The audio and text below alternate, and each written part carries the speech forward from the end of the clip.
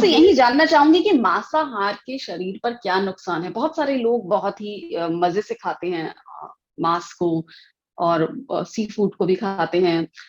चाहे मुर्गा, चाहे बकरा, और जितने भी तरह की नॉन वेज खाते हैं लोग। हाँ, तो उसके शरीर, ह्यूमन बॉडी पर क्या उसका असर होता है? देखिए क्या ये टॉक्सिक प्रोटीन है? क्या वो खाना चाहिए? वो तो कहते हैं कि प्रोटीन मिल रहा है, बहुत फायदा हो रहा है शरीर को, शरीर के लिए अच्छा होता है। तो क्या ये लाल मांस खाना, या चिकन खाना, या मटन खाना, ये सब क्या इसका असर होता है शरीर पर? देखिए, एक हर आदमी को कॉमन सेंस से ये सोचना बहुत जरूरी है कि कोई भी एनिमल एक लिविंग बीइंग है। और आज हम जब हम सबसे पहले जब हम उसको पकड़ते हैं या हम उसको मारते हैं, तो आप जानते हैं कि उसके अंदर बेसिक जो उसका जो हार्मोन्स है, जो कि डर का हार्मोन्स है, वो इमीडिएट स्ट्रेस और डर का पूरा हार्मोन्स उसके पूरे रग रग में फैल जाता है। और जब भी उसको मारने का समय आता है तो इतना टॉक्सिक हार्मोन सीक्रेट करता है कि जो पूरे एक एक सेल में उसके चला जा चुका होता है। तो एक तो हम सबसे पहले वो टॉक्सिक हार्मोन्स हमें भी खाने पड़ेंगे, क्योंकि वो उसने सीक्रेट किए हैं। और फिर दूसरी बात क्या होती है, जब भी कोई चीज हम उसको काट देते हैं, तो वो इमीडिएट जो है मीट जो है फर्मेंट होने लगता है, क्योंकि हम जानते हैं ना, घरों में लाशें जो हैं, वो अगर हम 12 घंटे से ज़्यादा भी रखें तो वो सड़ने लगती जी। है।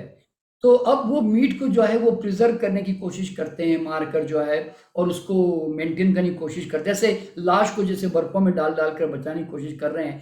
तो एक प्रकार से मैं ऐसा इसको कॉमन सेंस से बता रहा हूँ कि मैं कोई साइंटिफिक डेटा में बाद में बताऊंगा कि आज जो है आप एक मरा हुआ एक प्राण विहीन आहार, जो कि आपका कोई आकर्षण नहीं है, आप अपने पेट को ग्रेवयार्ड बनाते हो। और बड़े बड़े जितने भी हम्म। लोग हुए हैं साइंटिस्ट से लेकर, उन्होंने सब ने एक ही बात कही कि पेट को ग्रेवयार्ड मत बनाओ करके।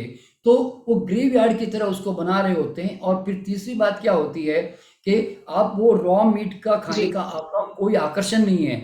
तो हम क्या करते हैं, हम रॉ मीट को रोस्ट करते हैं या उसको बॉईल करते हैं, और फिर वो भी बॉइल्ड भी रोस्टेड भी उतना आपके लिए टेस्टी नहीं है। आपका सारा टेस्ट किसका है मालूम है? देखिए, एक अबनॉर्मल फूड जो आपकी जीभ एक्सेप्ट नहीं कर रही है, आपको मांस खाने का आपका कोई आकर्षण नहीं है। आप अगर कच्चा मांस देखो तो जी। आपको ना घिन घिन सी आती है। और या मैं अगर आपको यूं कहूं, ये लो जी एक बकरी का बच्चा, अभी अभी काट के खा लो जी इसको, ये लो जी मुर्गी का बच्चा, अभी भी काट के खा लो। आप नहीं खा सकते, आप ना मार मार सकते हैं ना खा सकते हैं। हो सकता है कोई कसाई आदमी मार ले, अलग बात है।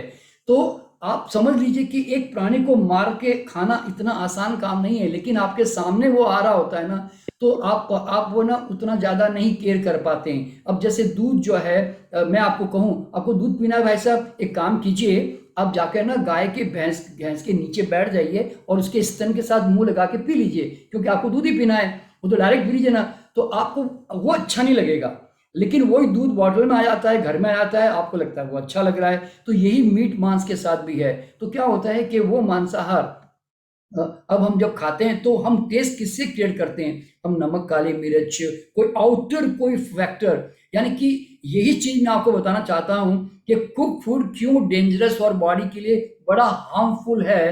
कि जब भी हम कोई कुकिंग को हम जब करते हैं, तो सबसे पहले उसके जी। सारे केमिकल ऑल्ट्रेशन होने लगते हैं, केमिकली ऑल्टर होता है। देखिए, हीट का काम क्या है?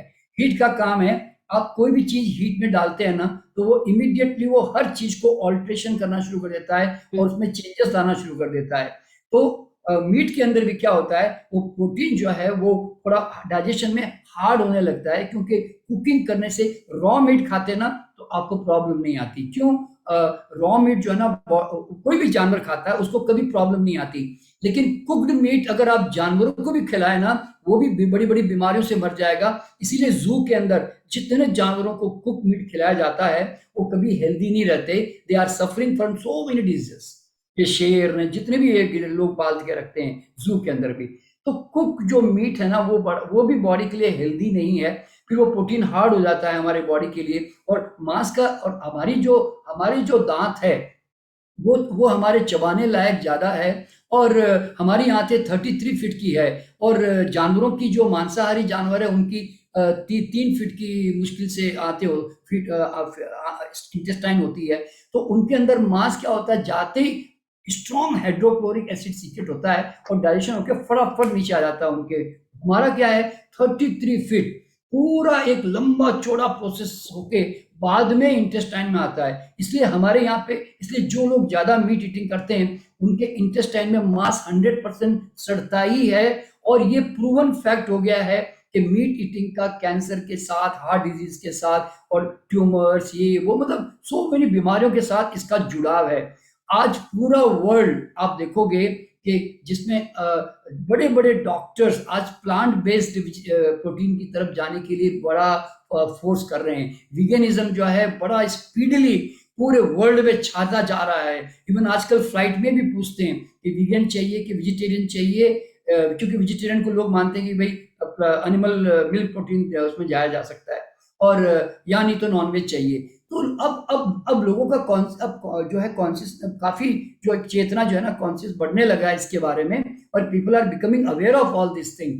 तो और इसके ऊपर एक चाइना स्टडी नाम जी की किताब है, तो उस किताब को आप पढ़ेंगे तो why animal protein is so harmful, और इसके पूरे स्टेटिक्स हैं। आप चाइना स्टडी बुक को पढ़िए, मैं लोगों से आग्रह करूंगा कि जिसमें डॉक्टर कोलिन कैम्पबेल करके, जो कि बहुत बड़े न्यूट्रिशनल बायोलॉजिस्ट है, उन्होंने बहुत अच्छे ढंग से उसमें सब कुछ लिखा हुआ है।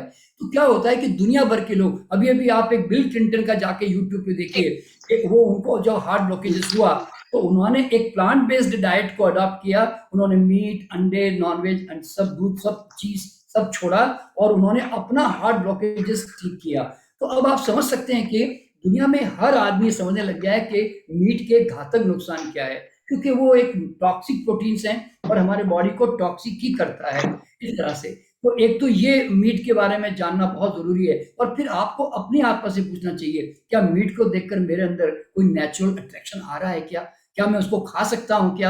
आपको लगेगा नहीं खा सकता, तो चलो भाई कुक कर दो। अब कुक करने के भी खा सकते हो क्या? नहीं भाई नहीं खा सकता, चलो भाई मसाला लेकर आओ, अब इसको रोस्ट करो। और इंडियन जो लोगों का मांस खाने का जो तरीका है ना, वो तो बाहर वाले तो फिर भी बड़े सिंपल मांस खाने के शौकीन है, इंडिया वाले तो बड़े खतरनाक शौकीन है, बता रहा हूँ। यहाँ पे सारे चिकन ने, मीट ने, फिर फ्राई कर रहे हैं, तेलों में फ्राई कर रहे हैं, चिकन फ्राई, ये नाम भी वही है सारे, और ये सब फ्राई कर रहे हैं। एक जी तो पहले ही वो प्रोटीन हार्ड पकने के कारण हार्ड होता है, ऊपर से उसमें फैट जो है, फिर वो और पकता है, फिर साथ में और वो ग्रेवी बनती है, जो तरह तरह की ग्रेवी बनती है। अभी जितने भी मुस्लिम लोग जी हैं या इंडिया के जितने मीट ईटर्स हैं, आप देखेंगे कितना ग्रेवी वाला वो जो है वो मीट खा रहे होते हैं। तो अल्टीमेटली बिल्कुल। दे हैव तो टू अंत सफर। में जी तो उससे ना जी हाई तो एसिडिटी अंत क्रिएट में होती मैं है। आपसे हाँ जी, बिल्कुल हाँ जी, हाँ जी।